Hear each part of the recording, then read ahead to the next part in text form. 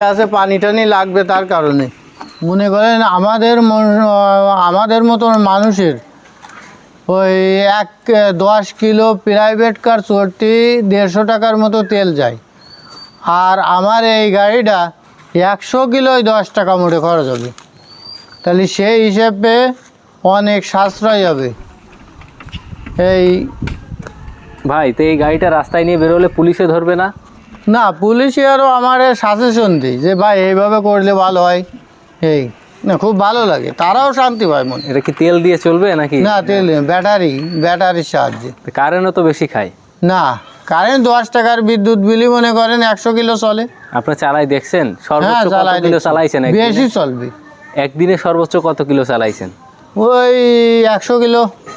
100 kilo মতো চালাইছেন। আজকেও তো কাজের সাইডে আসছিলেন এই গাড়ি নিয়ে? হ্যাঁ, কাজের সাইডে আমি যে জায়গা যাই গাড়ি নিয়ে যাই। আচ্ছা, কয়জন ওঠা যায় আপনার এখানে?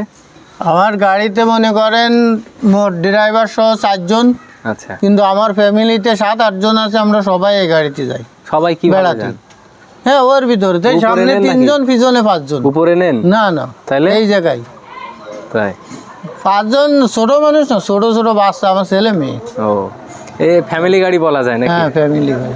আচ্ছা, এই যে গাড়িটা তৈরি করলেন, সরকার থেকে যদি আপনাকে অর্থনৈতিকভাবে সহযোগিতা করা হয়, তাহলে এই ধরনের গাড়ি আরও কি বাজারজাত করতে পারবেন? হ্যাঁ, সুন্দর করে করতে পারবো। মনে করেন 2